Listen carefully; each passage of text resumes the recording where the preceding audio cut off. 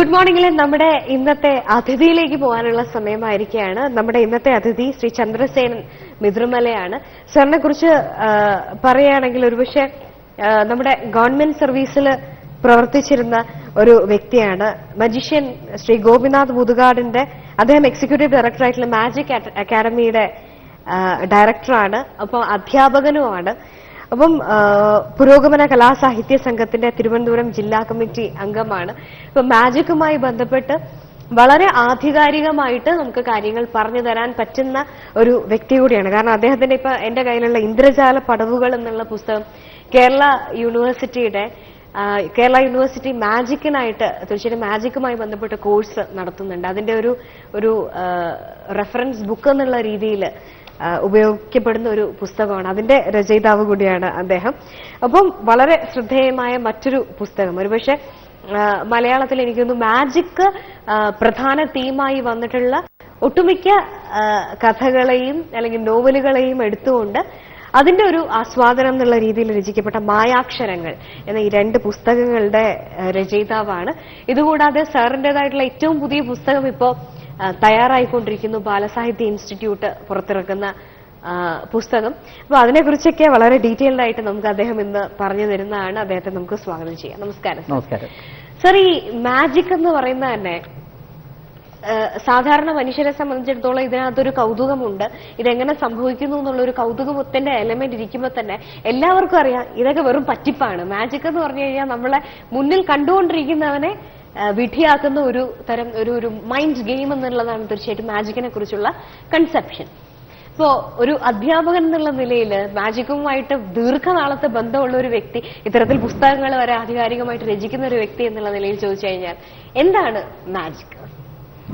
ആദ്യമായി മാജിക് ശരിക്കും പറഞ്ഞാൽ നമ്മളെ കബളിപ്പിക്കുന്ന കലയല്ല. കലാരൂപങ്ങൾക്ക് എല്ലാം തന്നെ ഈ പറയുന്ന ഒരു തലമുണ്ട്.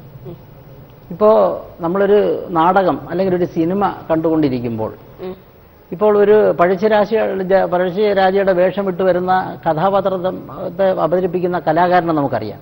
പക്ഷെ അത് തീരുന്നതുവരെ നമ്മൾ ആ കലാകാരനെ ആ കഥാപാത്രമായി കാണുന്നു. ഇത് നമ്മുടെ സൗന്ദര്യാത്മക ശാസ്ത്രമാണ്. ശരിക്കും പറഞ്ഞാൽ ഒരു സൗന്ദര്യാത്മക വിദ്യാഭ്യാസം കിട്ടുന്ന കലയിലും സാഹിത്യത്തിലുമാണ്. അപ്പൊ അവിടെ ഈ പറയുന്ന രീതിയിൽ നമ്മളെ മറ്റൊരു ലോകത്തിലേക്ക് കൂട്ടിക്കൊണ്ടുപോവുകയാണ്. ഇന്ദ്രജാലവും അതേ ചെയ്യുന്നുള്ളൂ. അതായത് നമ്മുടെ നിലവിലുള്ള മാനസികാവസ്ഥയിൽ നിന്നും മറ്റൊരവസ്ഥയിലേക്ക് കൊണ്ടുപോകുന്നതിന് ഇന്ദ്രജാലം ഉപയോഗിക്കുന്നു. കാണിക്കുന്നതിന്റെ ഒരു കള്ളത്തരം തീർച്ചയായിട്ടും സിനിമയ്ക്കുണ്ട്. അല്ലെങ്കിൽ അതാണ് ആ സാർ പറഞ്ഞ പോലെ ഒരു 2.5 മണിക്കൂർ നമ്മൾ പ്രേക്ഷകർ വിചാരിക്കും ഇന്ന ആളാണ് ഇന്ന കഥാപാത്രം എന്ന് തന്നെ വിശ്വസിക്കുന്നു. പക്ഷെ ആ ആള് അഭിനയിക്കുക മാത്രമാണ് ചെയ്യുന്നത്. ഒരു മജീഷ്യനെ സംബന്ധിച്ചിടത്തോളം ഇത്തരത്തിൽ അഭിനയം അദ്ദേഹത്തിന്റെ ഒരു പ്രസന്റേഷന്റെ ഭാഗമായിട്ട് ഉണ്ടല്ലോ. അപ്പോ ഞാൻ മാജിക്കിനെ മാജിക്കാക്കി മാറ്റുന്ന എലിമെന്റ്സ് എന്തൊക്കെയാണ്? മാജിക് ശരിക്കും പറഞ്ഞാൽ ശാസ്ത്രത്തിന്റെ പിൻബലമുള്ള ഒരു കലാരൂപമാണ്. യഥാർത്ഥത്തിൽ ശാസ്ത്രത്തിന്റെ പിൻബലമുള്ള കലാരൂപമാണ്. ശാസ്ത്രം ഇല്ലെങ്കിൽ ജാലവിദ്യ ഇല്ല. കാരണം മാജിക്കൽ സയൻസസ് എന്ന് പറയുന്ന ഒരു വിഭാഗം തന്നെയുണ്ട്. നമ്മുടെ നിലവിലുള്ള മാത്തമാറ്റിക്സ് മാജിക്കൽ വളരെ ഭംഗിയായിട്ട് ഉപയോഗിക്കുന്നു. ഫിസിക്സ് നമ്മൾ ഭംഗിയായി ഉപയോഗിക്കുന്നു. കെമിക്കൽ മാജിക് എന്നൊരു സെക്ഷൻ തന്നെയുണ്ട്. പിന്നെ അതുപോലെ തന്നെ എന്തിന് ബയോളജി വരെ നിങ്ങൾ മാൻഡ്രേക്ക് എന്നൊരു വാക്ക് കേട്ടിട്ടുണ്ടാവും അല്ലെ? മാജിക് എന്ന് കേൾക്കുമ്പോൾ നമ്മുടെ മനസ്സിലിടുന്ന മാൻഡ്രേക്ക് എന്ന്. ഈ മാൻഡ്രേക്ക് എന്ന് പറയുമ്പോൾ ടേൽ കോട്ടും തൊപ്പിയൊക്കെ വെച്ച ഒരു രൂപമാണ് വരുന്നത്. യഥാർത്ഥത്തിൽ മാൻഡ്രേക്ക് എന്ന് പറയുന്ന ഒരു ചെടിയാണ്. ഒരു ചെടിയുടെ പേരാണ് മാൻഡ്രേക്ക്. അപ്പൊ ഈ മാൻഡ്രേക്ക് എന്ന് പറയുന്ന ഒരു ചെടിക്ക് ചില പ്രത്യേകതകളുണ്ട്. അതിന്റെ വേരിന് ചില ഔഷധ ഗുണങ്ങളുണ്ട്. അതുമായി ബന്ധപ്പെട്ടാണ് ശരിക്കും പറഞ്ഞാൽ ഈ പേര് തന്നെ ഉണ്ടായത്. ഞാൻ പറഞ്ഞു വന്നത് ഈ ശാസ്ത്രങ്ങളുടെ അടിത്തറയിൽ വർത്തിക്കുന്ന ഒന്നാണ് ജാലവിദ്യ എന്ന് പറയുന്നത്. അത് ഞാൻ നേരത്തെ സൂചിപ്പിച്ചതുപോലെ നിങ്ങളുടെ മനസ്സിനെ സ്വാധീനിച്ചുകൊണ്ട്, ഈ മനസ്സിനെ നിയന്ത്രിച്ചുകൊണ്ട്, ശ്രദ്ധയെ സ്വാധീനിച്ചുകൊണ്ട്, ഡിറക്ഷൻ ഓഫ് അറ്റൻഷൻ എന്ന് പറയും, ശ്രദ്ധ സ്വാധീനം എന്ന് പറയുന്ന ഒരു സങ്കേതം ഉപയോഗിച്ചുകൊണ്ടാണ് ഇന്ദ്രജാലം സാധ്യമാക്കുന്നത്. അപ്പോൾ എങ്ങനെയെന്ന് പറഞ്ഞാൽ നിങ്ങളുടെ മനസ്സ് എവിടേക്ക് പോകണം എന്നുള്ളത്, അതായത് ഒരു കാണികളുടെ മനസ്സ് എവിടേക്ക് പോകണമെന്ന് ഇന്ദ്രജാലക്കാരൻ തീരുമാനിക്കുന്നു. അവിടേക്ക് ഇന്ദ്രജാലക്കാരൻ ബോധപൂർവം ഈ മനസ്സിനെ നയിക്കുകയാണ്. അപ്പൊ അങ്ങനെ നയിക്കപ്പെടുവാൻ കഴിയാതെ വരുമോ എന്നൊരു സംശയം സ്വാഭാവികമായിട്ട് ഉണ്ടാകാം. ഇല്ല, അങ്ങനെ ഉണ്ടാകുന്ന സന്ദർഭത്തിൽ ഇന്ദ്രജാലം ഇല്ല എന്നാണ് എന്റെ അർത്ഥം. ഇന്ദ്രജാലം നിലനിൽക്കുന്നിടത്തോളം കാലം ഇതുണ്ട് എന്നുള്ളതാണ് എന്റെ വസ്തുത. സർ, ഇപ്പൊ ഈ മാജിക് എന്ന് പറയുന്നത് ഞാൻ സൂചിപ്പിച്ചതുപോലെ ഒരു തരം കള്ളത്തരം എന്ന് തന്നെ തീർച്ചയായിട്ടും നമുക്ക് പറയാം. കാരണം ഇപ്പൊ നമ്മുടെ പ്രോഗ്രാമിൽ തന്നെ പല മജീഷ്യൻസും വന്നിട്ടുണ്ട്. അവര് സ്ക്രീനിൽ ഇപ്പൊ എനിക്ക് തന്നെ മാജിക് കാണിച്ചു തരുമ്പോ പലപ്പോഴും ഈ പറഞ്ഞ പോലെ എന്റെ മനസ്സിനെ ഡൈവേർട്ട് ചെയ്ത് അവർ വിചാരിക്കുന്ന ഒരു പോയിന്റിലേക്ക് എത്തിക്കാൻ സാധിക്കുന്നുണ്ട്. പക്ഷെ ഇതെല്ലാം കഴിയുമ്പോൾ വീണ്ടും അതെ ഇത്രയേ ഉള്ളൂ, ഇതാണ് ഞാൻ ചെയ്തത് എന്ന് പറയുമ്പോൾ അയ്യോ ഇത്രയേ ഉള്ളൂ എന്ന് നമുക്ക് തോന്നിപ്പോവും. പക്ഷെ അപ്പോഴാണ് സ്വാഭാവികമായിട്ട് നമുക്ക് സംശയം ഉണ്ടാവുന്നത്. അവിടെ ഈ പറഞ്ഞതുപോലെ ഒരു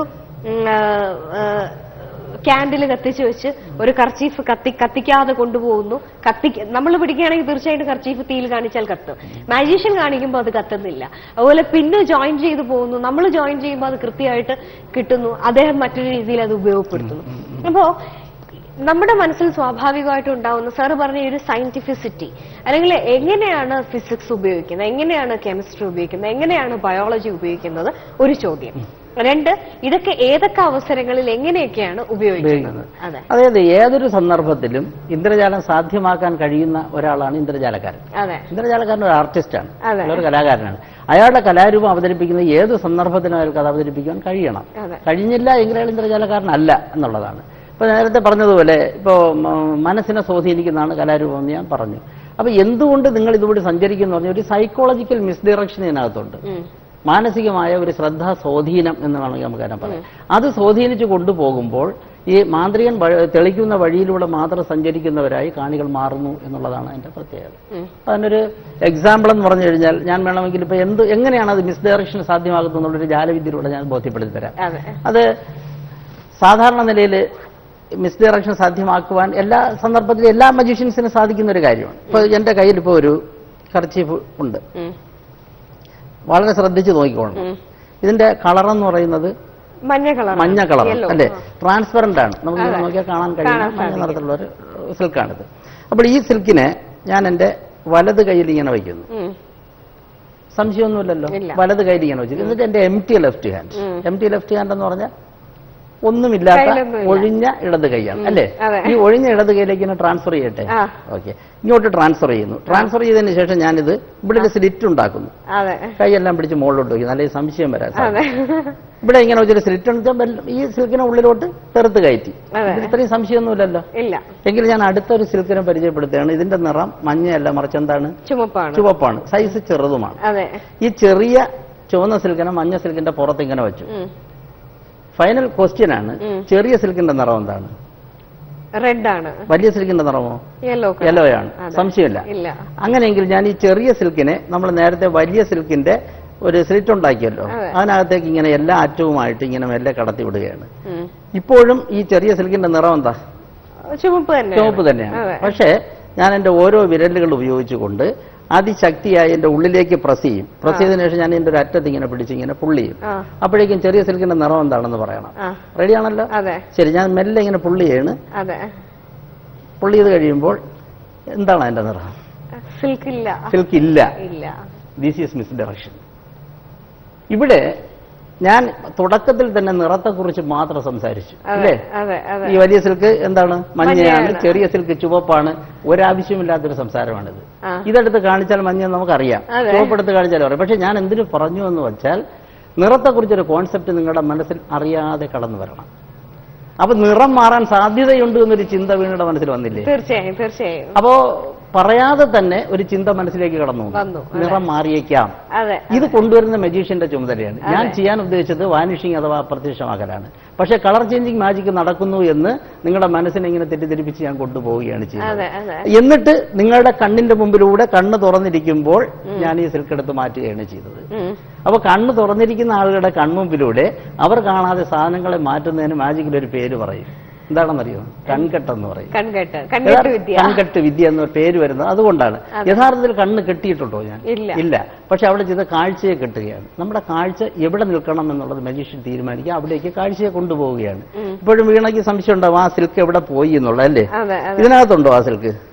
ഇതിനകത്തുണ്ടാകാനാണ് സാധ്യത. പക്ഷെ ഇതിനകത്തുണ്ടോന്ന് നോക്കിയാന്ന് ഇല്ല. ഉണ്ടോ? ഉണ്ടെങ്കിൽ ഇതിനകത്ത് കാണണ്ടേ അല്ലേ? ഇതിനകത്ത് ഇപ്പൊ ഉണ്ടോ? ഇല്ല. അങ്ങനെയാണെങ്കിൽ മാജിക് ശാസ്ത്രമാണെന്നാണ് ഞാൻ തുടക്കത്തിൽ പറഞ്ഞത്. നമുക്കറിയാം, ഒരു വസ്തുവിനെയും പൂർണ്ണമായി നിർമ്മിക്കുവാനോ പുതുതായി സൃഷ്ടിക്കുവാനോ സാധിക്കില്ല. അങ്ങനെയാണെങ്കിൽ ഇതിൽ വെച്ച വസ്തു ഇതിൽ നിന്ന് തിരിച്ചെടുക്കണം. അതിനെന്താ ചെയ്യേണ്ടത്? റിവേഴ്സ് ആയിട്ട് നമ്മൾ ഈ കാര്യം ചെയ്താൽ മതി. ആദ്യ സിൽക്ക് ഏത് കയ്യിലാണ് വെച്ചത്? വലത്തെ കയ്യിൽ വെച്ചു. ഓക്കെ. ദെൻ എന്ത് ഇടത് കൈയായിരുന്നു? എം ടി ആയിരുന്നു. അപ്പൊ അതിലേക്ക് നമ്മൾ ട്രാൻസ്ഫർ ചെയ്യുന്നു. ഇത്തവണ ഞാൻ ചെയ്യുന്ന വെച്ചാൽ വലത് കൈ എന്ത് ചെയ്തു, ഒരല്പം ഉയർത്തിപ്പിടിച്ചപ്പോ ഒരല്പം ചുരുട്ടി പിടിച്ചിട്ടുണ്ട്. പക്ഷെ ചുരുട്ടി പിടിച്ചുകൊണ്ട് പ്രശ്നമൊന്നുമില്ല. 1 2 3 4 5 കണ്ടില്ലേ? അപ്പൊ ഇടത് കൈ പോലെ തന്നെ വലത് കൈയും എന്താണ്, എം ടി ആണ്. പക്ഷെ സിൽക്ക് ഇവിടെ ഉണ്ട്, കണ്ടില്ലേ?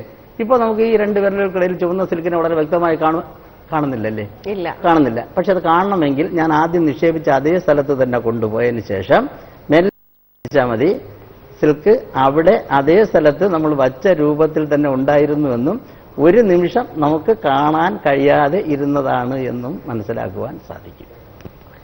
ഇതാണ് മാജിക്കിന്റെ മിസ്ഡിറക്ഷൻ എന്ന് പറയുന്നത്. അതായത് മിസ്ഡിറക്ഷൻ മീൻസ് ഡിറക്ഷൻ ഓഫ് ശ്രദ്ധ സ്വാധീനിക്കൽ എന്ന് പറയുന്ന പ്രക്രിയ അരങ്ങേറുന്നത് ഈ തരത്തിലാണ്. അല്ല സാർ, അപ്പം ഞാനൊരു സംശയം ചോദിച്ചോട്ടെ. അതായത് ഇപ്പം നേരത്തെ റെഡ് ക്ലോത്ത് വാനിഷ് ആയി കാണുന്നില്ല.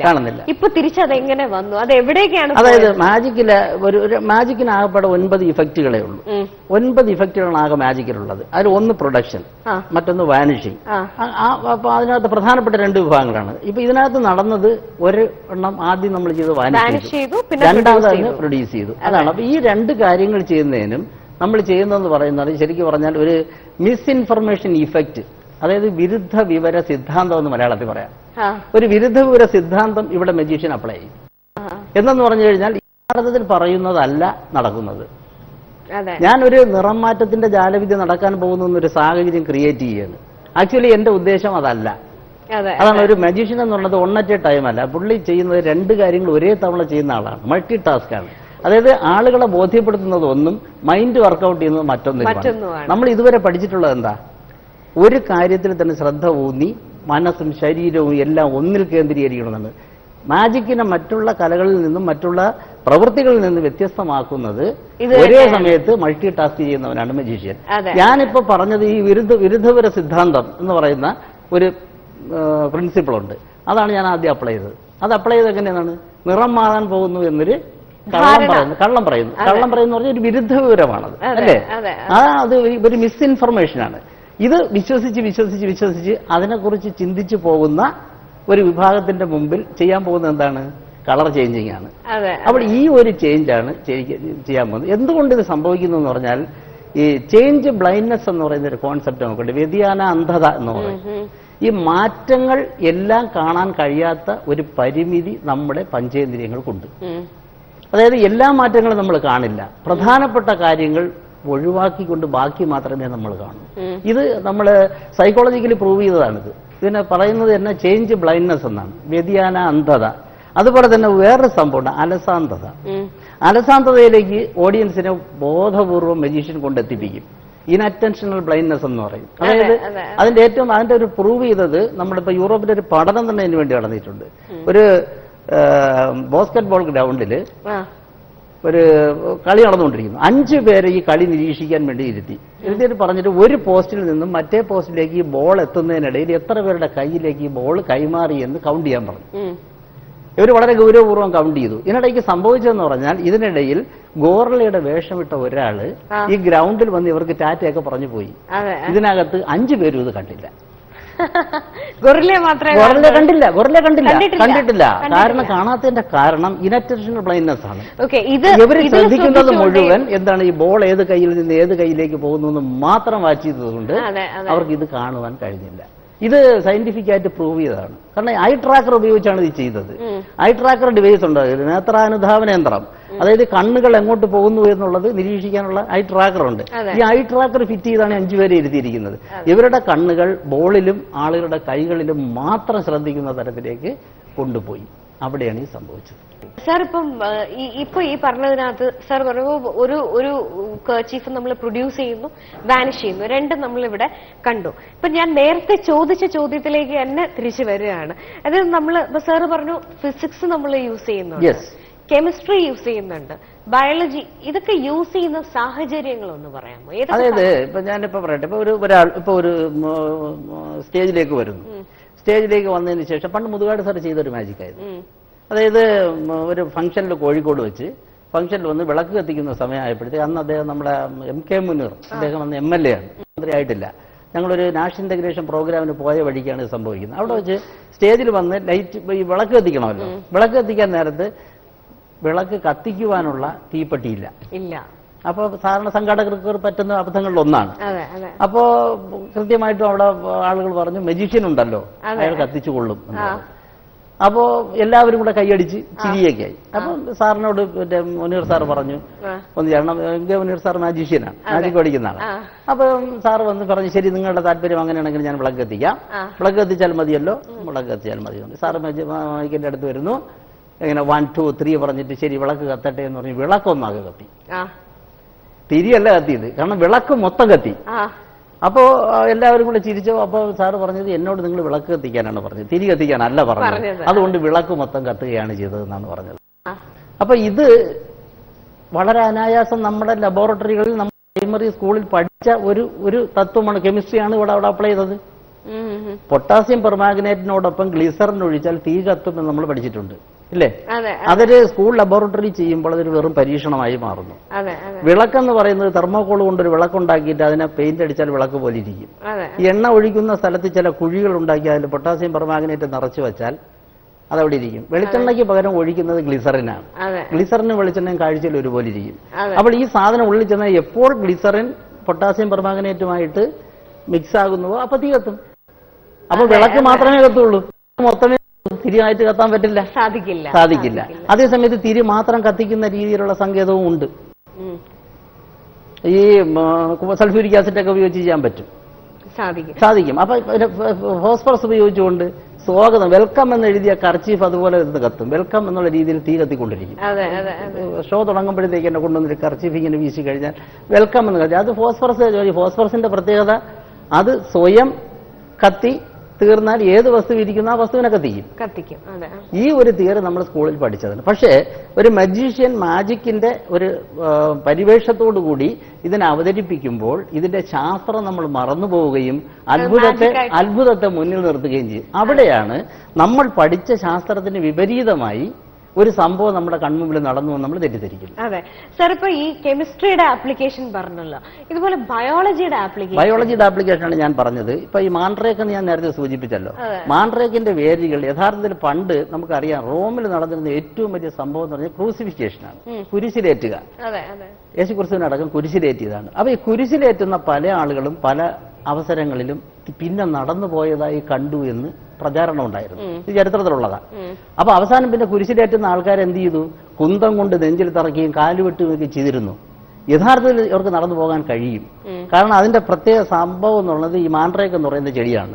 മാൻഡ്രേക്ക് ചെടിയുടെ വേരിന്റെ പ്രത്യേകത ഒരു പക്ക സഡേറ്റീവ് മെഡിസിനാണത്, സഡേഷൻ ഉള്ളതാണ്. പക്ഷെ ഇത് കൂടുതൽ കഴിച്ചാൽ മരിച്ചു പോകും. ഇതൊരു നിശ്ചിത അനുപാതത്തില് വെള്ളത്തിൽ നേർപ്പിച്ചെടുത്ത് കഴിച്ചാൽ ഒരു നിശ്ചിത സമയം വരെ ശരീരത്തിൽ യാതൊരുവിധ വേദനയും നോക്കേണ്ട സഡേഷനാണ്. നമ്മൾ ശരിക്കും ഒരു അനസ്തേഷ്യ കൊടുക്കുന്ന ഇഫക്റ്റാണ്. ഇതൊരു പരിധിവരെ കൊടുത്താൽ പൾസ് വരെ നിൽക്കും, പക്ഷെ ആള് മരിക്കില്ല. അപ്പൊ അത് കൊടുക്കുന്ന അനുപാതക്രമം അറിയുക എന്നുള്ളത് മാത്രമല്ല. ഇത് ചെയ്തിരുന്ന സ്ത്രീകളായിരുന്നു റോമില്. അപ്പൊ എന്ത് ചെയ്യും? ക്രൂസിഫിക്കേഷന് വിധിക്കപ്പെട്ട പല ആളുകൾക്കും രഹസ്യമായി ഈ മാൻഡ്രേക്ക് ചെടിയുടെ വേരരച്ചു പിടിച്ച് കൊടുക്കും. ഇത് കഴിക്കുന്ന ഒരാളിനെ സംബന്ധിച്ച് കയ്യിലേക്ക് കാണി അടിച്ചാൽ ചിരിച്ചുകൊണ്ട് നിൽക്കും, പ്രശ്നമൊന്നുമില്ല. അവസാനം ഇത് ക്രൂസിഫിക്കേഷൻ കഴിഞ്ഞ് പോകുമ്പോൾ ഇയാൾക്ക് തന്നെ വലിച്ചു ഊരി വേദനയില്ലെങ്കിൽ നമുക്ക് ഇതൊക്കെ ചെയ്യാൻ പറ്റുമല്ലോ.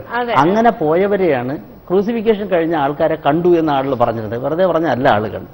ശരിക്കും പറഞ്ഞു കഴിഞ്ഞാൽ ഈ ഉയർത്തെഴുന്നേൽപ്പുകളെല്ലാം തന്നെ ഈ പറയുന്ന രീതിയിൽ മെഡിസിൻ അപ്ലൈ ചെയ്തതാണ്. ഇത് മാജീഷ്യന്മാരാണ് കൈകാര്യം ചെയ്തിരുന്നത്. അതുകൊണ്ടാണ് ഈ പേര് തന്നെ മാൻഡ്രേക്ക് ദി മജീഷ്യൻ എന്നുള്ള പേര് തന്നെ വന്നത്. മജീഷ്യൻസ് അന്ന് ചെയ്തിരുന്നത് ഇതിന്റെ വേര് എല്ലാ വേരുകൾക്കും ഒരു രൂപമുണ്ടാകും. ഇത് മനുഷ്യന്റെ രൂപം എന്നാണ് അവർ പറഞ്ഞത്. ഇവർ ചെത്തിമിനിക്കൊക്കെ ആ രൂപം ഉണ്ടാക്കി മാലയാക്കി ഇട്ടുകൊണ്ടുള്ള ഇതൊരു ഹൈ പോയിസൺ ആണ്. ഇതിന്റെ ഒരു പീസ് ആള് കഴിച്ചാൽ മരിച്ചു പോകും. ആഭിചാരക്രിയ, സോർസറി എന്ന് പറയുന്ന മാജിക്കിന്റെ വിഭാഗത്തിൽ ആളുകളെ വകവരുത്തുന്നതിനടക്കം ഇത് ഉപയോഗിച്ചിരുന്നു. ഇന്നും ഹെർബൽ മാജിക് എന്ന് പറഞ്ഞൊരു സെഷൻ തന്നെയുണ്ട്. ഹെർബൽ മാജിക് എന്ന് പറയുന്നത് പ്യുവർലി നമ്മൾ ബോട്ടണിയാണ് അതിനകത്ത് അപ്ലൈ ചെയ്യുന്നത്. അല്ല സാർ, ഇപ്പൊ ഈ ഹെർബൽ മാജിക് നമ്മുടെ കേരളത്തിൽ, ഇന്ത്യയിൽ ഉപയോഗിക്കുന്നു. മാജിക്കിന്റെ ഉൽപ്പത്തി എന്ന് പറയുന്നത് തന്നെ ഇന്ത്യയാണ്. ഇന്ത്യ ഇപ്പൊ വിദേശത്ത് ഇന്ത്യൻ ഫക്കീർമാർ എന്ന ഇന്ത്യക്കാരെ കുറിച്ച് പറയുന്നത്. കാരണം നമ്മുടെ ഇന്ദ്രജാലത്തിന്റെ ഒരു ഈറ്റില്ലം എന്ന് പറയുന്നത് ഇന്ത്യയാണ്. അത് നമ്മുടെ ഏത് പുരാണ ഗ്രന്ഥം എടുത്ത് നോക്കിയാലും അറിയാം. എല്ലാം ഇന്ദ്രജാലത്തിന്റെ അംശങ്ങൾ കൊണ്ട് സമ്പന്നമാണ്, അല്ലെ? എല്ലാ കൃതികളും അങ്ങനെയാണ്. അപ്പൊ അത് ഭാരതത്തിൽ നിന്നും ഇപ്പൊ നമ്മുടെ ചെപ്പും പന്തും, ചെപ്പടി വിദ്യ എന്ന് പറയുന്ന ഇത് വിദേശത്ത് പോയി കപ്സ് ആൻഡ് ബോൾസ് ആയിട്ട് തിരിച്ചു വരുമ്പോൾ ആളുകൾ അത് കാണുകയാണ്. യഥാർത്ഥത്തിൽ നമ്മുടെ ചെപ്പടി വിദ്യയാണ്. ചെപ്പടി വിദ്യയിൽ 64 മുറകൾ പഠിച്ച ഒരാളെ സംബന്ധിച്ചിടത്തോളം അത് അതിന് സമാനമായ ഒരു ഇന്ദ്രജാല കലയില്ല, ഇല്ല. പക്ഷേ അത് ഇതേപോലുള്ള എല്ലാ ജാലവിദ്യകളും ഇന്ത്യയിൽ വളരെ ഭംഗിയായി അവതരിപ്പിച്ചിരുന്നു. നിർഭാഗ്യവശാൽ ഇത് യഥാവിധി കൈമാറുന്നതിൽ പല ഇന്ദ്രജാലക്കാരും വൈമുഖ്യം കാണിച്ചിരുന്നു എന്നുള്ളതാണ് ഇന്ദ്രജാലത്തിനുണ്ടായ ഏറ്റവും വലിയ അപചയം. അത് ഇന്ദ്രജാലത്തിന് മാത്രമല്ല, നമ്മുടെ ആയുർവേദത്തിനും ഉണ്ടായിട്ടുണ്ട്, അല്ലേ? ഒരുപാട് കളരിക്ക് ഉണ്ടായിട്ടുണ്ട്. അപ്പൊ ഈ ഒരു അപചയം ഇന്ദ്രജാല കലയ്ക്കും ഉണ്ടായി. സാർ, ഇപ്പൊ നമ്മള് ഹെർബൽ മാജിക്കിനെ കുറിച്ച് പറഞ്ഞു, അല്ലെങ്കിൽ ബോട്ടണി, ബയോളജിയുടെ ആപ്ലിക്കേഷൻ പറഞ്ഞു, അതുപോലെ കെമിസ്ട്രിയുടെ ആപ്ലിക്കേഷൻ, ഫിസിക്സിന്റെ ആപ്ലിക്കേഷൻ എല്ലാത്തിലും തന്നെ. ഫിസിക്സിന്റെ ആപ്ലിക്കേഷൻ എല്ലാ മാജിക്കിലും ഉണ്ട്. കാരണം ഈ ഇലൂഷൻ ജാലവിദ്യകൾ കംപ്ലീറ്റ് ഈ ഉത്തോലക തത്വം അടക്കം ഇന്ദ്രജാലത്തിൽ നമ്മൾ ഉപയോഗിക്കുന്നുണ്ട്. കാരണം നിങ്ങൾ സ്റ്റേജിൽ കാണുന്ന പല ഇലൂഷൻസും ശരിക്കും പറഞ്ഞാൽ ഫിസിക്സിന്റെ ആപ്ലിക്കേഷനാണ്. ഫിസിക്സിന്റെ ആപ്ലിക്കേഷൻ വെച്ചേ ചെയ്യാൻ പറ്റുള്ളൂ. ഒരു പെൺകുട്ടിയെ രണ്ടായി മുറിക്കുന്നു, മുറിച്ചൊരു പീസ് ഇങ്ങോട്ട് മാറുന്നു, ഇതൊക്കെ കാണുന്നതിനകത്ത് ഒരു ഫിസിക്സ് അപ്ലൈ ചെയ്തു എന്നുള്ളത് നിങ്ങൾ അറിയാതിരിക്കുവാനുള്ള പ്രകടനങ്ങൾ ഇന്ദ്രജാലക്കാരൻ കാണിക്കുന്നത് കൊണ്ട് മാത്രമാണ് നിങ്ങൾ അറിയാത്തത്. സാർ, ഇപ്പൊ ഈ പറഞ്ഞതുപോലെ ഫിസിക്സിന്റെ ആപ്ലിക്കേഷൻ എല്ലാ മാജിക്കിലും തന്നെയുണ്ട്. ഇപ്പൊ വളരെ എക്സ്ട്രീം ആയിട്ട് പറയുന്ന മാജിക്, ഇപ്പൊ ഒരു ജീവനുള്ള ഒരു വ്യക്തിയെ രണ്ടായിട്ട് മുറിക്കുക, അല്ലെങ്കിൽ ഒരു അല്പസമയത്തേക്ക് അയാൾ ജീവൻ ഇല്ലാതാക്കുക, പിന്നെ ജീവൻ കൊണ്ടുവരിക എന്നൊക്കെ പറയുന്നത് കാഴ്ചക്കാരെ സംബന്ധിച്ചിടത്തോളം ഭയങ്കര വലിയൊരു വിസ്മയമാണ്, ആകാംക്ഷയാണ് ഇത് എങ്ങനെ സാധിക്കുന്നു എന്നുള്ളത്. ഇപ്പൊ അത് എനിക്ക് തോന്നുന്നു പൂർണ്ണമായിട്ട് ഇവിടെ റിവീൽ ചെയ്യാനായിട്ട് സാധിക്കില്ല. എങ്കിൽ തന്നെയും എങ്ങനെയാണ് ഇപ്പൊ ഒരുപക്ഷെ ശാസ്ത്രീയമായി പറയുകയാണെങ്കിൽ ഫിസിക്സിന്റെ എന്ത് ആപ്ലിക്കേഷനാണ് അവിടെ വരുന്നതെന്ന് അത് മനസ്സിലാക്കേണ്ട ഒരു കാര്യം. ഒരിക്കലും നമുക്കറിയാം ഒരാളെ, ജീവനുള്ള ഒരു വ്യക്തിയെ രണ്ടായി മുറിച്ചു കഴിഞ്ഞാൽ പിന്നെ കൂട്ടിയോജിപ്പിക്കാനാവില്ല. നമ്മളിപ്പോ കയ്യോ മറ്റോ ഒക്കെ ആണെങ്കിൽ ചിലപ്പോൾ ഒരു പക്ഷേ ശസ്ത്രക്രിയയിലൂടെയൊക്കെ പറ്റും. അതൊക്കെ ദീർഘനേരം എടുക്കുന്ന, ഇത് നിമിഷം കൊണ്ടാണ് നടത്തുന്നത്. അതുകൊണ്ട് തന്നെ രണ്ടായി മുറിക്കുന്നില്ല എന്നുള്ളത് അതിന്റെ സത്യവും, മുറിച്ചു എന്നുള്ളത് ഒരു ഇലൂഷനുമാണ്. അതാണ് മാജിക്കിന്റെ ഇലൂഷൻ എന്ന് പറയുന്നത്. ഈ ഇലൂഷൻ എന്ന് പറയുന്നത്, ഇലൂഷൻ സംഭവിക്കുമ്പോൾ ഉണ്ടാകുന്ന ഒരു കാര്യം നമ്മുടെ വിശദീകരണങ്ങൾക്കും വിശകലനങ്ങൾക്കും വഴങ്ങാത്തതാണ് ഇലൂഷൻ. മാജിക് അങ്ങനെയാണ്, വിശദീകരണങ്ങൾക്കും വിശകലനങ്ങൾക്കും വഴങ്ങിയാൽ അത്ഭുതമില്ല. അപ്പൊ ആ ഒരു തലത്തിൽ ഇപ്പൊ കൺജ്യൂറേറ്റ് സൈക്കോളജിയിൽ വാട്ട് ഈസ് ഇലൂഷൻ എന്ന് പറയുമ്പോൾ അതിൽ പറയുന്നത്, നമ്മുടെ പഠിച്ച ശാസ്ത്രത്തിന് വിപരീതമായി നമ്മുടെ കൺമുമ്പിൽ ഒരു കാര്യം നടക്കുന്നു. ഒരു ജീവനുള്ള ഒരാളെ രണ്ടായി മുറിച്ച് മാറ്റി നിർത്തുന്നു, തിരിച്ചു കൂട്ടി യോജിപ്പിക്കുമ്പോൾ ഒന്നിക്കുന്നു. ഇവിടെ നമ്മൾ ചിന്തിക്കും എന്തുകൊണ്ട്? കാരണം നമുക്ക് എല്ലാ കാര്യത്തിൻ്റെ ഉത്തരം കിട്ടണം. നമ്മൾ ചിന്തിച്ച് വരുമ്പോൾ ഉത്തരം കിട്ടിയെങ്കിൽ അതിൽ ഇന്ദ്രജാലം ഇല്ല. കാര്യം എന്താ? വിശദീകരണങ്ങൾക്കും വിശകലനങ്ങൾക്കും വഴങ്ങാത്തതാണ് ഇന്ദ്രജാലം, അല്ലെങ്കിൽ ഇലൂഷൻ. അപ്പോ ഉത്തരം കിട്ടാതെ വരും. ആ കിട്ടാതെ വരുന്ന സമയത്ത് നമ്മൾ എന്ത് ചെയ്യും? സ്വയം ഒരു ഉത്തരം കണ്ടെത്തും. എനിക്ക് തോന്നിയതാണ്, ദാറ്റ് ഈസ് ഇലൂഷൻ. തോന്നലാണ് ഇലൂഷൻ. ആ ഒരു ഇലൂഷൻ ക്രിയേറ്റ് ചെയ്യാൻ മാത്രമേ പറ്റൂ. അല്ലാതെ ഒരിക്കലും ഒരാളിനെ രണ്ടായി മുറിച്ചുകൊണ്ട് കൂട്ടിയോജിപ്പിക്കുകയില്ല. ഡേഡി എന്ന് പറയുന്ന ഒരു മജീഷ്യനാണ് ഇത് വളരെ പ്രാചീന കാലത്ത് ആദ്യമായി ചെയ്യുന്നത്. അത് രണ്ട് അരയന്നങ്ങളെ കഴുത്ത് മുറിച്ച് ഒന്നിന്റെ കഴുത്തെടുത്ത് മറ്റേതിൽ വെച്ച് യോജിപ്പിച്ചാണ് ആ മാജിക് അവതരിപ്പിച്ചത്. അന്ന് തന്നെ അവിടുത്തെ രാജാവ് ചോദിച്ചിരുന്നു, ജയിലിലുള്ള ശിക്ഷിക്കാൻ വിധിക്കപ്പെട്ട 1-2 ആളുകളുണ്ട്, അവരുടെ കഴുത്ത് മാറ്റിക്കൂടെ എന്ന് പറയും. പക്ഷെ പുള്ളി സമ്മതിച്ചില്ല എന്ന് പറഞ്ഞാൽ അർത്ഥം അങ്ങനെ ചെയ്യാൻ കഴിയില്ല എന്നുള്ളതാണ്. പക്ഷെ അങ്ങനെ ചെയ്തു എന്ന് ബോധ്യപ്പെടുത്തുമ്പോഴാണ് മാജിക് ഒരു ആർട്ടായി മാറുന്നത്, അല്ലേ? ഇല്ലാത്ത ഒരു സംഭവത്തെ ഉണ്ട് എന്ന് ആളുകളെ ബോധ്യപ്പെടുത്തുവാൻ ഒരു കലാകാരന് കഴിയുമ്പോൾ അവിടെ ഒരു ആർട്ട് ജനിക്കുകയാണ്. അവിടെയാണ് ഇന്ദ്രജാലം ഒരു കലയായി മാറുന്നത്. കലയായി മാറുമ്പോഴും അതിനകത്തുള്ള അത്ഭുതങ്ങളെല്ലാം തന്നെ ഞാൻ എൻ്റെ പരിശീലനം കൊണ്ട് കൃത്യമായി നേടിയെടുത്തതാണെന്നും ഇതിൽ അമാനുഷികത ഇല്ല എന്നും ബോധ്യപ്പെടുത്തുവാനുള്ള ഒരു ബാധ്യത കൂടി ഇന്ദ്രജാലക്കാരനുണ്ട്, ഉണ്ടാകണം. അതുണ്ടാകണം. സാർ, ഇപ്പൊ നമ്മള് പലപ്പോഴും, അതായത് നമ്മുടെ ഇപ്പോഴത്തെ ഒരു സമൂഹം എന്ന് പറയുന്നത് പൊതുവെ നമ്മൾ ഐഡൽ വർഷിപ്പിന്റെ ഒരു ഇതൊക്കെ കഴിഞ്ഞ് ഇപ്പോഴും ഐഡൽ വർഷിപ്പ് ഉണ്ടെങ്കിൽ പോലും ആൾ ദൈവങ്ങൾക്ക് പുറകെ പോകുന്ന ഒരു പ്രവണത നമുക്ക് വളരെ കൂടുതലാണ്. അപ്പോ ആൾ ദൈവങ്ങളിൽ വിശ്വസിക്കുന്നവരെ സംബന്ധിച്ചിടത്തോളം അന്തരീക്ഷത്തിൽ നിന്നൊരു ആപ്പിള് അല്ലെങ്കിൽ വിഭൂതി കിട്ടുന്നു, അല്ലെങ്കിൽ അത്തരത്തിലുള്ള സമ്മാനങ്ങൾ കിട്ടുന്നു എന്നൊക്കെ പറയുന്നുണ്ട്. അപ്പൊ തമാശക്കെങ്കിലും നമ്മൾ ചോദിക്കാറുണ്ട്, ഇത്രയൊക്കെ കിട്ടുമെങ്കിൽ നമ്മുടെ ഇന്ത്യക്കാരുടെ പട്ടിണിയൊക്കെ അങ്ങ് മാറ്റിക്കൂടെ, ഇത്രയൊക്കെ കിട്ടുമെങ്കിൽ ഒരുപാട് പെൺകുട്ടികൾ സ്വർണ്ണമൊക്കെ കിട്ടുമെങ്കിൽ കെട്ടിച്ചു വിട്ടൂടെ എന്നൊക്കെ തമാശയായിട്ട് നമ്മൾ ചോദിക്കാറുണ്ട്. അപ്പോ അതില് എന്താണ് അവിടെയും ഈ പറഞ്ഞ പോലെ മാജിക്കിന്റെ ആപ്ലിക്കേഷൻ തന്നെയാണോ വരുന്നത്? ഇവരൊക്കെ മജീഷ്യൻസ് ആണോ എന്നുള്ളൊരു ചോദ്യം വരും. യഥാർത്ഥത്തിൽ ഞാൻ പറയട്ടെ, അത് ഞാൻ പറയുന്നുണ്ട്, ആർക്കും അതൊരു വിഷമമായി വരരുത്. ഈ മനുഷ്യ ദൈവങ്ങളായി വേഷം കിട്ടുന്ന പലരും യഥാർത്ഥത്തിൽ നല്ല മജീഷ്യന്മാരല്ല. മാജിക് പോലും നന്നായി ചെയ്യുന്നില്ല. നന്നായി ചെയ്യുന്ന, അതായത് ഒരു സാധാരണ മാജിക്കിന്റെ പ്രാഥമിക പാഠം പഠിക്കുന്ന ഒരാളിന് ചെയ്യാൻ കഴിയുന്നതാണ് അന്തരീക്ഷത്തിൽ നിന്ന് വസ്തുക്കളെ സൃഷ്ടിക്കുക എന്നുള്ള മാജിക്. അത് ഇപ്പൊ എന്ത് വസ്തുവായാലും സൃഷ്ടിക്കാം. അന്തരീക്ഷത്തിൽ നിന്ന് നമുക്ക് വളരെ അനായാസം, അത് പ്രിലിമിനറി മാജിക് പഠിച്ച ഒരാളിന് ചെയ്യാൻ പറ്റുന്ന കാര്യമാണ്. പക്ഷെ അത് ചെയ്താണ് ഞങ്ങൾ ദിവ്യന്മാരാണ് എന്ന് പറഞ്ഞുകൊണ്ട് പലരും രംഗത്ത് വരുന്നത്. യഥാർത്ഥത്തിൽ ദിവ്യത്വം കാണിക്കാൻ ആവശ്യമില്ല, മാജിക് ആണ് അത് ചെയ്യുന്നത്, യാതൊരു തർക്കമില്ല. അപ്പൊ അന്തരീക്ഷത്തിൽ നിന്ന് വസ്തുക്കളെ സൃഷ്ടിക്കുമ്പോൾ ദിവ്യനാകുമെങ്കിൽ ഇവിടുത്തെ മജീഷ്യന്മാരെല്ലാം ദിവ്യന്മാരാണ്. ഇപ്പം എക്സാമ്പിൾ, നമുക്കിപ്പോ അന്തരീക്ഷത്തിൽ നമുക്കൊരു വസ്തുവിനെ സൃഷ്ടിച്ചു നോക്കാം, പറ്റുമോ നോക്കാം. ഇപ്പൊ ഞാൻ അന്തരീക്ഷത്തിൽ ഇങ്ങനെ കൈ ഉയർത്തുകയാണ്. കൈ ഉയർത്തിയതിനു ശേഷം ഞാൻ എനിക്ക് ഇഷ്ടപ്പെട്ട ഒരു വസ്തു കിട്ടട്ടെ എന്ന് വിചാരിച്ചുകൊണ്ട് ഞാൻ ഇങ്ങനെ പിടിക്കുന്നു. അപ്പോൾ എന്റെ കയ്യിൽ എനിക്കൊരു സാധനം കിട്ടി എന്നാണ് ഞാൻ വിശ്വസിക്കുന്നത്. അത് വീണ കൈ നീട്ടിക്കേ, വീണയുടെ കയ്യിലേക്ക് തരാൻ പറ്റുമോ എന്ന് ഞാൻ നോക്കാം. കണ്ടോ, ഭസ്മം കണ്ടില്ലേ? അപ്പൊ ഇതിനകത്തൊരു പ്രത്യേകത എന്ന് പറഞ്ഞാൽ, ഈ വിഭൂതിയുടെ പ്രത്യേകത എന്ന് പറഞ്ഞാൽ ഡസ്റ്റാണ്.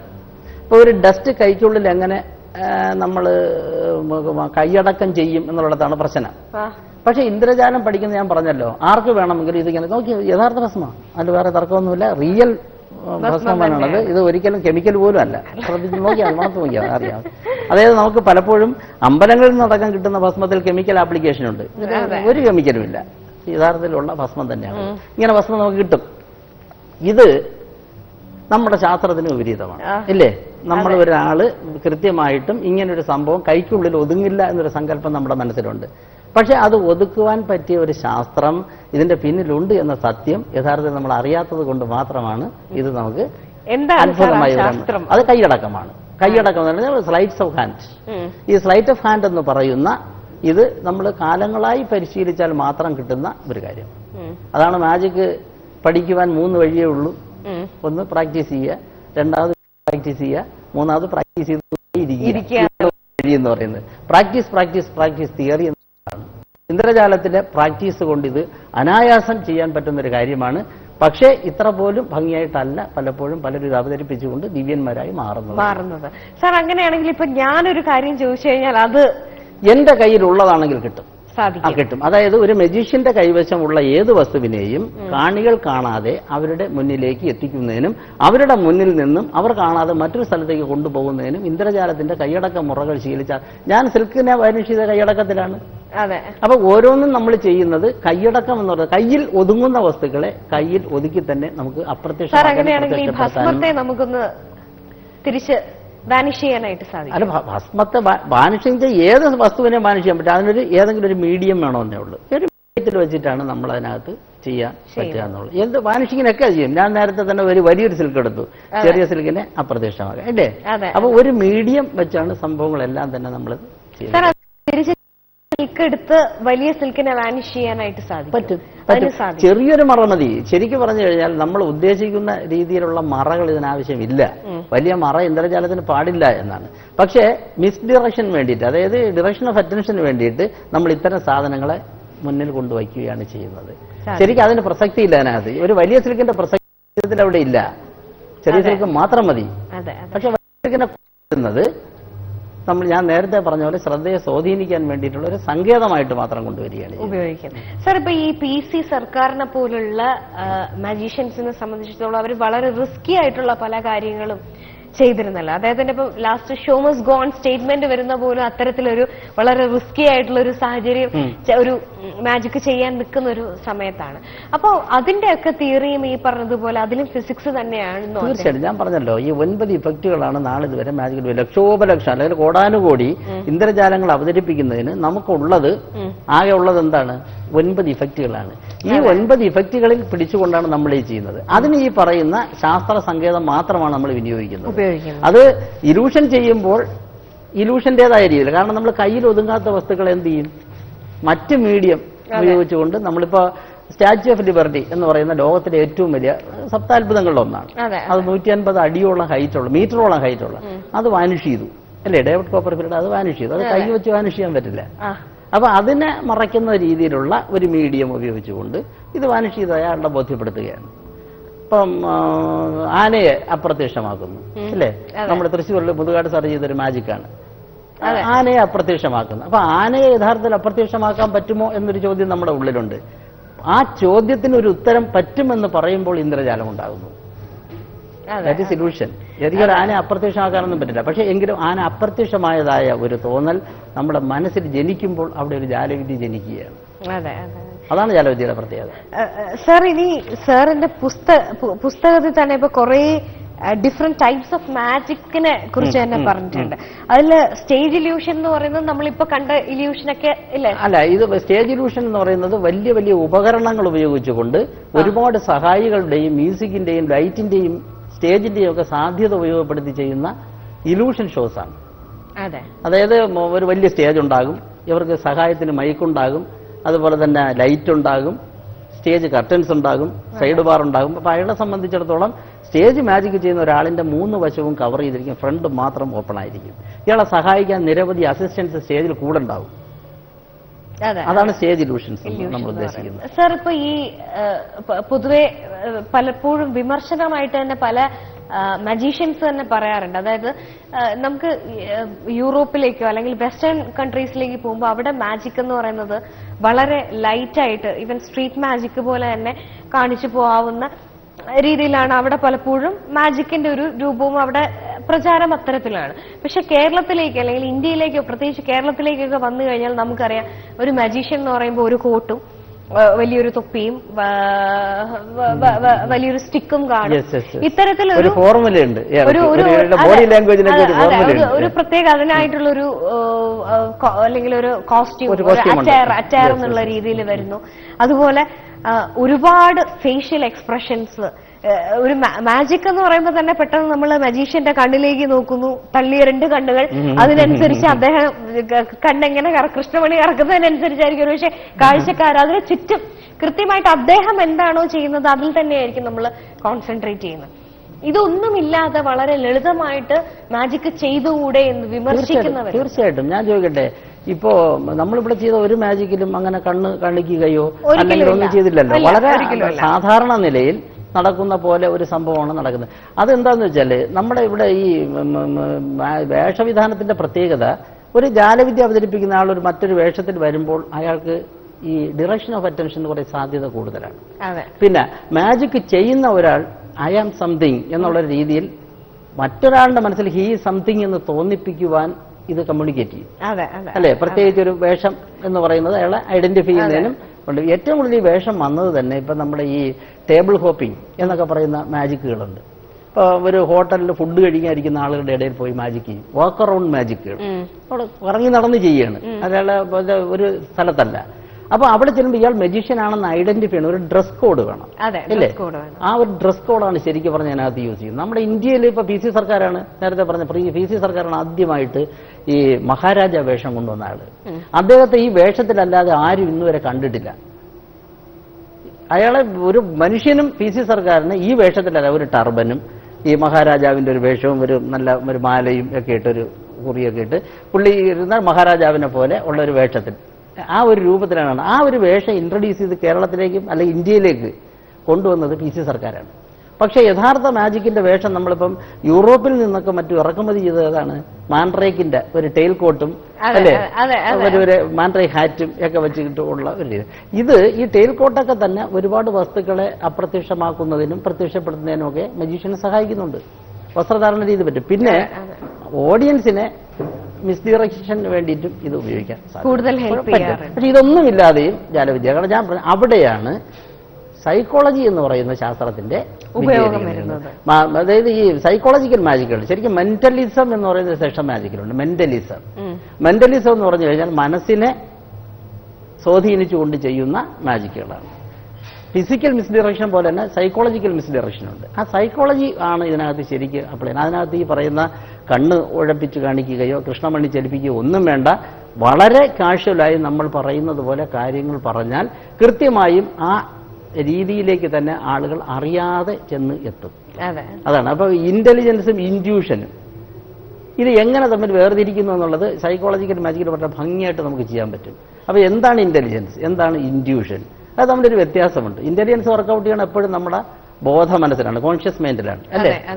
പക്ഷെ ഇൻറ്റ്യൂഷൻ എന്ന് പറയുന്നത് അതിബോധ മനസ്സിലാണ്. ശരിക്കും പറഞ്ഞു കഴിഞ്ഞാൽ മെറ്റാ കോൺഷ്യസ് ആണ്, വെറും കോൺഷ്യസ് അല്ല. മെറ്റാ കോൺഷ്യസ് മൈൻഡിലാണ് ഈ സാധനം വർക്കൗട്ട് ചെയ്യുന്നത്. ഇപ്പോ വീണയുടെ മെറ്റാ കോൺഷ്യസ് മൈൻഡ് എങ്ങനെ വർക്കൗട്ട് ചെയ്യുന്നു എന്നുള്ളത് ഞാൻ വേണമെങ്കിൽ ഒരു ജാലവിദ്യയിൽ അവതരിപ്പിച്ചു തരാം.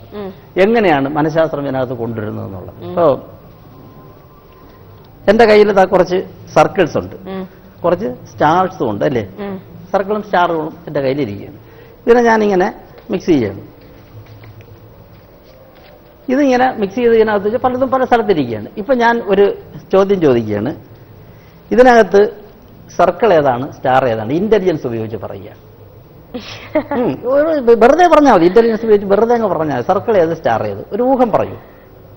ഇത് സർക്കിളും ഇത് സ്റ്റാറും. യെസ്, ഇത് സർക്കിളും ഇത് സ്റ്റാർ കറക്റ്റ് ആണ്. ഇന്റലിജൻസ് വളരെ ഇന്റലിജന്റ് ആണ് ആൾ, അതുകൊണ്ടാണ് കൃത്യമായിട്ട് നമുക്ക് ചെയ്യാൻ പറ്റിയെന്നുള്ളതാണ്. ഓക്കെ, ഇനി ഇൻഡ്യൂഷൻ ഉപയോഗിച്ച് നമ്മൾ പറയുകയാണ്. ഇതിനകത്ത് ഏതാണ് സർക്കിൾ? ഇൻഡ്യൂഷൻ വെച്ച് പറഞ്ഞോളൂ, ഏതായിരിക്കും? ഇത് സർക്കിൾ ഇത് സ്റ്റാർ. ശരി, അപ്പൊ ഈ സർക്കിൾ ഞാൻ ഇവിടെ വെച്ചു, സ്റ്റാർ ഇതിന്റെ ഇവിടെ വെച്ചു. ഇതിൽ ഞാൻ ചോദിക്കുന്നു, ഇതിൽ ഏതാണ് സർക്കിൾ ഏതാണ് സ്റ്റാർ?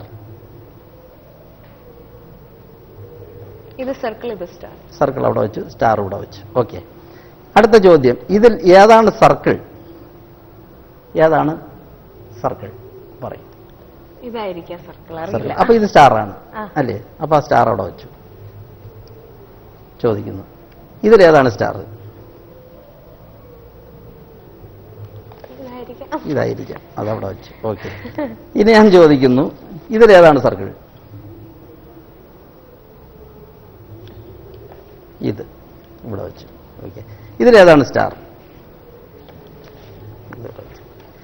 ഇനി ഇന്റലിജൻസ് ഉപയോഗിക്കുക. ഇതിൽ സർക്കിൾ ഏത് സ്റ്റാർ ഏത്?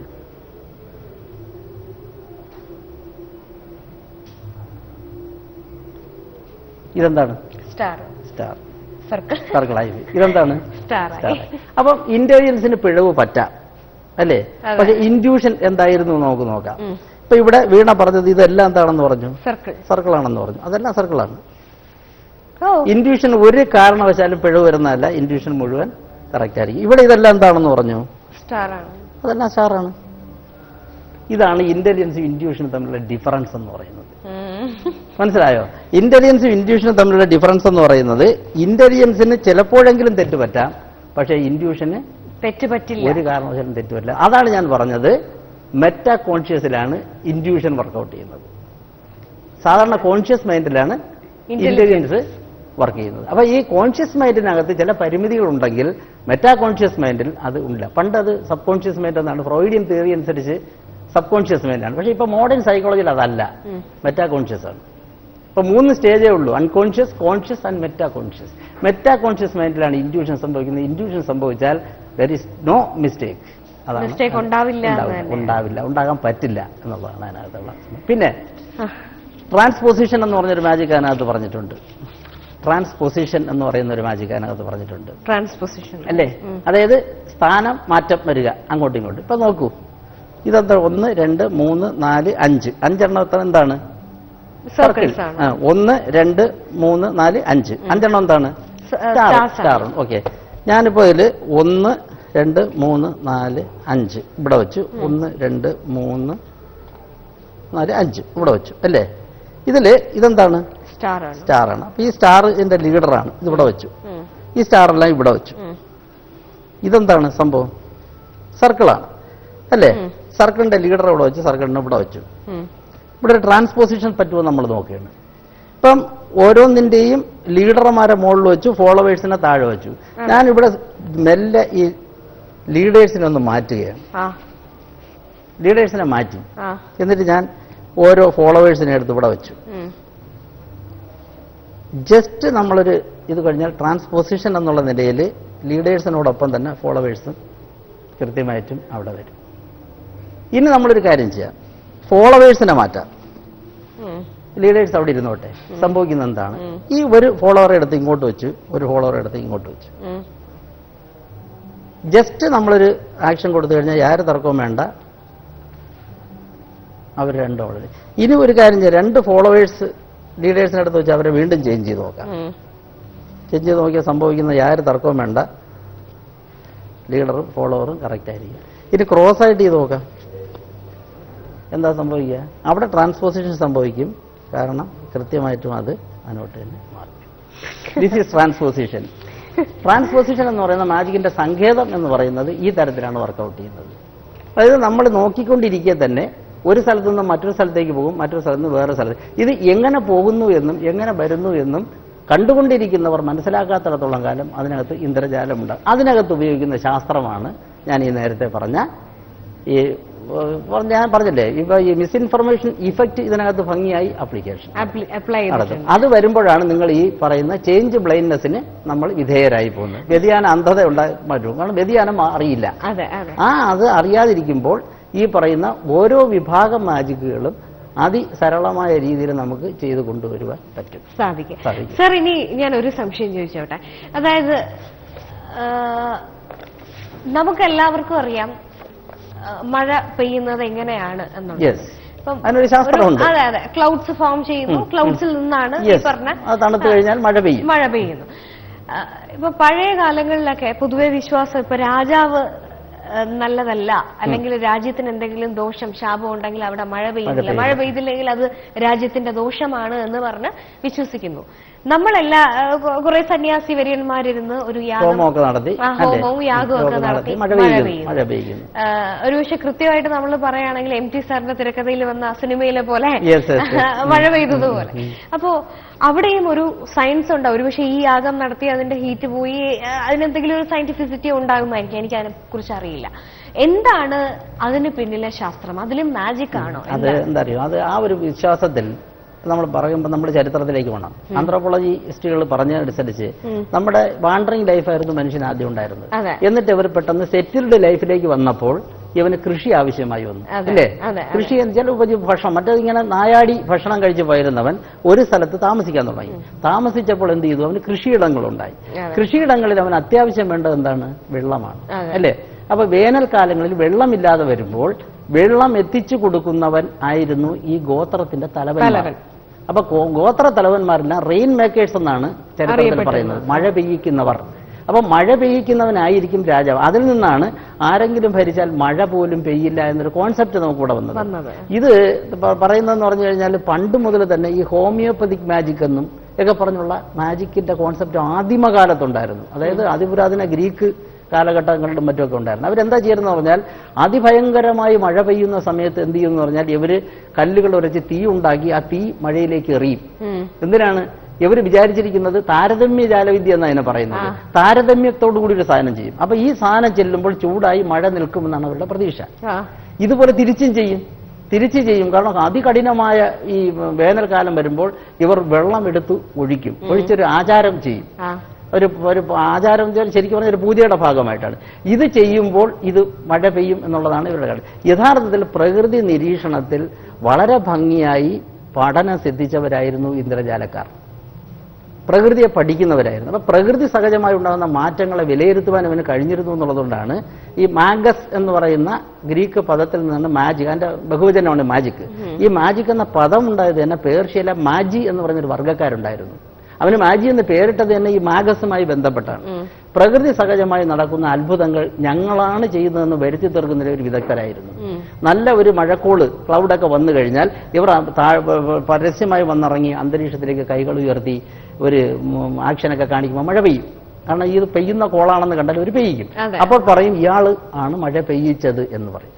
മേഘങ്ങൾ കാറ്റുകൊണ്ട് ഇങ്ങനെ മാറുമ്പോൾ ഇവൻ വന്ന് കൈകൊണ്ട് ഒരു ആക്ഷൻ കാണിക്കും. അപ്പൊ ഇവന്റെ ഈ ആക്ഷനിലാണ് മേഘങ്ങൾ ഒരു ഭാഗത്ത് നിന്ന് മറുഭാഗത്തേക്ക് പോകുന്നതെന്ന് ആളുകൾ വിശ്വസിച്ചിരുന്നു. അങ്ങനെ ഒരു കാലഘട്ടത്തിലെ ജനതയെ മൊത്തം വിശ്വസിപ്പിച്ച ഒരു വിഭാഗമായിരുന്നു മാജി വർഗ്ഗക്കാരൻ. അതിൽ നിന്നാണ് ഇംഗ്ലീഷിൽ മാജിക് എന്നുള്ള വാക്ക് പോലും വന്നത്. കാരണം ഇത് പ്രകൃതി സഹജമായി നടക്കുന്ന കാര്യത്തെ അതിവിദഗ്ധമായി നമ്മുടേതാക്കി തീർക്കുന്നതിൽ ഇവർ വിദഗ്ധരായിരുന്നു. അതാണ്, അതുകൊണ്ടാണ് ഈ ഷാമനിസ്റ്റുകളാണ് മജീഷ്യൻസ് എന്നുള്ള കോൺസെപ്റ്റ് വന്നത്. ഇത് വളർന്നു വന്നിട്ട് ഒരാളുടെ ആരോഗ്യം നിലനിർത്തുന്നതിന്, ഒരാളിന് അമരത്വം അതായത് മരിക്കാതിരിക്കുന്നതിന്, ഒരാളെ കൊല്ലുന്നതിന് ഒക്കെ ജാലവിദ്യ ഉപയോഗിക്കാമെന്നുള്ള രീതിയിൽ പ്രചരണങ്ങൾ അഴിച്ചുവിട്ടു. ഈ കൊല്ലുന്നതൊക്കെ ഞാൻ നേരത്തെ പറഞ്ഞ മാന്ത്രയ്ക്ക് വേരൊക്കെ ഉപയോഗിച്ചാണ് കൊല്ലുന്നതൊക്കെ. അപ്പൊ അങ്ങനെയൊക്കെ ഇവിടെ രഹസ്യ ആളുകളൊട്ടൊക്കെയാണ് ചെയ്യുന്നത്. അപ്പൊ ഇതൊരു ആഭിചാരക്രിയയായി വരികയും റോമിൽ ചുരുക്കി പറഞ്ഞാൽ ഇന്ത്യയിലടക്കം ഇന്ദ്രജാലം നിരോധിക്കുന്ന അവസ്ഥയിൽ വരെ കാര്യങ്ങൾ എത്തിയിരുന്നു. പണ്ടൊരു കാലത്ത് അച്ചടി യന്ത്രം കണ്ടുപിടിക്കപ്പെട്ട 16-ാം നൂറ്റാണ്ടിന്റെ ഏറ്റവും വലിയ പ്രത്യേകത ഇറങ്ങിയിട്ടുള്ള ബുക്കുകളിൽ ഏറ്റവും ഗ്രിമ്മാർ ബുക്സ് എന്നാ പറയുന്നത്. ഗ്രിമ്മാർ ബുക്സ് എന്ന് പറഞ്ഞാൽ എല്ലാ ഇന്ദ്രജാലത്തിന്റെ ബുക്കാണ്. അതിൽ നിന്ന് നമ്മൾ മനസ്സിലാക്കേണ്ട ഒരു കാര്യം, വിദ്യാസമ്പന്നരായിരുന്നു പലപ്പോഴും ഇന്ദ്രജാലക്കാർ. കാരണം അച്ചടിച്ച പുസ്തകം വായിക്കണമെങ്കിൽ വിദ്യാഭ്യാസമുള്ളവനെ പറ്റും. അതുകൊണ്ട് നിങ്ങളുടെ അടുത്ത് പരിശോധിച്ചാൽ ആൽബർട്ട് ഐൻസ്റ്റീൻ മജീഷ്യനായിരുന്നു, തോമസ് ആൽവ എഡിസൺ മജീഷ്യനായിരുന്നു, മൈക്കിൾ ആഞ്ചലോ മജീഷ്യനായിരുന്നു, ഷേക്സ്പിയർ മജീഷ്യനായിരുന്നു. പ്രശസ്തരായ എല്ലാ ആളുകളും മാജിക്കിന്റെ പിന്നാലെ പോയവരാണ്. കാരണം കെമിസ്ട്രി ഉണ്ടായത് തന്നെ ആൽക്കമിയിൽ നിന്നാണ്. ആദ്യം ആൽക്കമിയാണ് ഉണ്ടാകുന്നത്, ഇല്ലേ? ഫിലോസഫേഴ്സ് സ്റ്റോൺ ആണ്, എലിക്സിർ ഒക്കെ പറയുന്നത്. അതിൽ നിന്നും ശാസ്ത്രം കെമിസ്ട്രി മാറുകയും ആൽക്കമി വിശ്വാസമായി അവിടെ നിൽക്കുകയും ചെയ്തു. ആൽക്കമി വിശ്വാസമാണ്, അതിനകത്ത് ശാസ്ത്രം പോയി അത് മാജിക്കായി രൂപാന്തരപ്പെടുകയും ചെയ്തു. അതാണ് അതിനകത്തുള്ള യഥാർത്ഥം പറഞ്ഞ തത്വം എന്ന് പറയുന്നത്. അതുകൊണ്ടാണ് ഈ പറയുന്ന മഴയെക്കുറിച്ചുള്ള കോൺസെപ്റ്റ് വരുവാനുണ്ടായ സാഹചര്യം ഉണ്ടായി. തീർച്ചയായിട്ടും ഇനിയും ഒരുപാടധികം സംശയങ്ങൾ, ഒരുപാട് ചോദ്യങ്ങൾ തീർച്ചയായിട്ടും ബാക്കിയുണ്ട് സർ. പക്ഷെ നമ്മുടെ സമയം ഇവിടെ പൂർണ്ണമാവുകയാണ്. പക്ഷെ ഒരു ചോദ്യം കൂടി ഞാൻ ചോദിക്കുകയാണ്, വളരെ ചുരുക്കി. സാറിന്റെ ഈ മായാക്ഷരം എന്നുള്ളൊരു പുസ്തകത്തിന്റെ പിന്നിലുള്ള പ്രചോദനം, കാരണം മാജിക്കുമായി ബന്ധപ്പെട്ട് വന്ന കൃതികളെല്ലാം പഠിച്ചുകൊണ്ട് അതിന്റെ ഒരു ആസ്വാദനം എന്ന് പറഞ്ഞാൽ എനിക്കൊന്നും മലയാളത്തിൽ വേറെ ഇതുവരെ ഉണ്ടായിട്ടില്ല. ഉണ്ടാകാൻ തന്നെ വളരെ ബുദ്ധിമുട്ടാണ്. മാജിക്കും സാഹിത്യവുമായി ഒരുമിച്ച് ബന്ധമുള്ള ഒരാളിനെ ചെയ്യാൻ പറ്റും, സാധിക്കും. അതെ, അതിനുള്ളൊരു ഇൻസ്പിറേഷൻ എന്തായിരുന്നു സർ? എന്റെ ഇൻസ്പിറേഷൻ എന്ന് പറഞ്ഞാൽ ഞാൻ മാജിക് രംഗത്തേക്ക് കടന്നു വരുന്നത് നമ്മുടെ മാജിക് അക്കാഡമി ആരംഭിക്കുന്ന ഗോവിന്ദനാഥ് മുതുകാട് സാറാണ് എന്റെ ഗുരുനാഥൻ. അപ്പോൾ അവിടെ വരുമ്പോൾ എന്നെ ആകർഷിച്ച, ഞാൻ വളരെ പണ്ട് മുതലേ ഇത്തരത്തിലുള്ള മാജിക് അംശമുള്ള കൃതികൾ എന്നെ സ്വാധീനിച്ചിട്ടുള്ള, ഞാൻ പരിശോധിച്ചപ്പോൾ പ്രശസ്തരായ എല്ലാ എഴുത്തുകാരും ഇന്ദ്രജാലം വിഷയമാക്കിയിട്ടുള്ളവരാണ്. അത് കഥയാകട്ടെ, കവിതയാകട്ടെ, നോവലാകട്ടെ, എന്തിന് ലേഖനങ്ങളിലടക്കം ഇതുണ്ട്. അപ്പോൾ ഇത് ഒന്ന് വിലയിരുത്തപ്പെടണമെന്നും ഗൗരവമായി, ഇപ്പൊ യൂണിവേഴ്സിറ്റി കോഴ്സ് വരെ ഇതിനകത്തുണ്ട്. ആർക്കെങ്കിലും ഇതിനകത്തൊരു റിസർച്ച് ഓറിയന്റഡ് പോകണമെങ്കിൽ ഇതൊരു വഴിയാകട്ടെ എന്ന് കരുതിക്കൊണ്ടാണ് ഇത്തരത്തിലൊരു വർക്ക് ചെയ്തത്. ഇതൊരു 10 വർഷത്തെ പണിയാണ്. കാരണം ഒരുപക്ഷെ മാജിക്കിനെ കുറിച്ച് പരാമർശിക്കപ്പെട്ട ഏറെക്കുറെ എല്ലാ കൃതികളും ഇതിനകത്തുണ്ട്. അത് പ്രശസ്തരും അപ്രശസ്തരുമായിട്ടുള്ള ആളുകളുടെ. ഇത് ചെയ്തപ്പോൾ എനിക്കുണ്ടായ ഒരു അനുഭവം പൗലോ കൊയ്ലോ പറഞ്ഞതുപോലെയാണ്, നിങ്ങൾ സധൈര്യം ഒരു കാര്യത്തിന് ഇറങ്ങിത്തിരിച്ചാൽ ഒരു പ്രപഞ്ചം ഒന്നാകെ നിങ്ങളെ സഹായിക്കാൻ ഉണ്ടാകും എന്ന് പറയുന്ന ഒരു തത്വം പരിപൂർണമായി ശരിയാണെന്ന് ബോധ്യപ്പെടുത്തിയാണ് ഇത്. കാരണം ഇത് തുടങ്ങുമ്പോൾ ഇതിനകത്ത് മുതുകാട് സാർ അവതാരികയിൽ എഴുതിയിട്ടുണ്ട്, 4 or 5 കൊണ്ടിത് അവസാനിക്കും. ഞങ്ങളുടെ ഒരു പ്രസിദ്ധീകരണത്തിലാണ് ഇത് ആദ്യം വരുന്നത്, വിസ്മയ മാജിക്കൽ ന്യൂസിൽ. 5 or 6 കൊണ്ട് നിൽക്കും എന്നാണ് ഞാൻ കരുതിയത്. പക്ഷേ ഇതിങ്ങനെ അനന്തമായി നീണ്ടുപോയി ഇത്രത്തോളം കൃതികൾ വന്നു എന്നുള്ളതിൽ അത്ഭുതപ്പെടുന്നു. കാരണം അതായിരുന്നു, 4 വശത്തു നിന്ന് ഈ സംഭവങ്ങൾ എങ്ങനെയോ നമ്മുടെ അടുത്തേക്ക് വന്ന് പെടുകയായിരുന്നു. അല്ലെങ്കിൽ ഇത്രയും കൃതി കണ്ടുപിടിക്കാൻ നമുക്ക് പറ്റില്ല. കാരണം ഒരു മനുഷ്യായുസം ഉണ്ടെന്ന് ഇത് മൊത്തം നമുക്ക് കളക്ട് ചെയ്യാൻ പറ്റില്ല. പക്ഷെ പല രൂപത്തിൽ നമുക്കത് വന്നു ചേർന്നു. അങ്ങനെ ആ ഒരു പുസ്തകം ഇറക്കാൻ പറ്റിയെന്നുള്ളതിൽ വലിയ സന്തോഷമുണ്ട് എനിക്ക്. തീർച്ചയായും ഞാനും സാറ് പറഞ്ഞാതെ നമ്മൾ എന്തെങ്കിലും ഒരു കാര്യം ഒരുപാട് ആഗ്രഹിക്കുന്നുവെങ്കിൽ അതിനായിട്ടൊരു സിൻസിയർ ഡിസയർ, ഡെഡിക്കേഷൻ ഉണ്ടെങ്കിൽ അതെല്ലാം നമ്മളെ തേടിയെത്തും. ഒരുപക്ഷെ നമ്മൾ എത്ര ഹാർഡ് വർക്ക് ചെയ്താലും ഈ പറഞ്ഞ പോലെ ചില നിമിത്തങ്ങളാണ്, അത് എത്തിച്ചേർന്നില്ലെങ്കിൽ നമ്മൾ എത്ര വർക്ക് ചെയ്താലും അതുകൊണ്ട് ഉപയോഗം ഉണ്ടായി എന്ന് വരില്ല. അപ്പോൾ തീർച്ചയായിട്ടും ഇതുപോലെ വളരെ പോസിറ്റീവായിട്ടുള്ള നിമിത്തങ്ങൾ, വന്നു ചേരലുകൾ, അത് അംഗീകാരങ്ങളുടെ രൂപത്തിലായാലും ആദരവിന്റെ രൂപത്തിലായാലും ഒക്കെ സാറിനെ തേടി എത്തട്ടെ എന്ന് ആത്മാർത്ഥമായിട്ട് ആശംസിക്കുന്നു. ഒരുപാട് നന്ദി സാർ ഇവിടെ എത്തിയതിന്, ഇത്രയും ഇൻഫർമേഷൻ തന്നതിന്. Thank you.